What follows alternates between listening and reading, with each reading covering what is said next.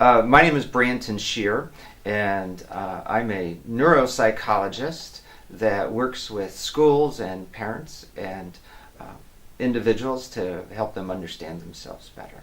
The Midas assessment I created about 25 years ago, and the Midas assessment is being used around the world. It's a self-questionnaire that helps us to carefully examine our strengths and weaknesses in 7 distinct areas of thinking. I misspoke. There are 8 areas. So the Midas assessment is a self-report that is completed to help individuals understand their thinking in 8 areas of intelligence called the multiple intelligences. And what are these intelligence? Well, originally, this is a Harvard psychologist discovered back in 1983 that the human brain is capable of being smart in more than IQ or academic intelligence, and those 2 intelligences involved in school smarts are the linguistic and the logical mathematical.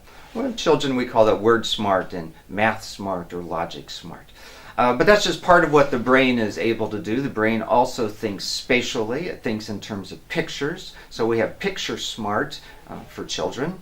And we also have music smart, musical intelligence, which allows us to sing and play an instrument and have musical appreciation for sounds and music.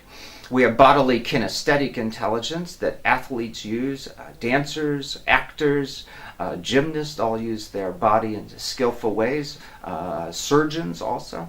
And the naturalist intelligence, and that's important around here where we're surrounded by beautiful farms. It has to do with living things, growing plants and animals. There's 2 more, and the human brain is capable of so much more than just academic intelligence. We also have the personal intelligences.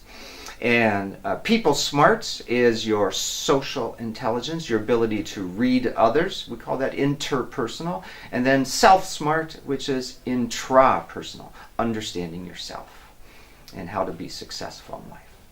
What's important for everyone to know is that we all have all 8 intelligences. Because this is what the computer, think of it as a giant, the brain as a giant computer.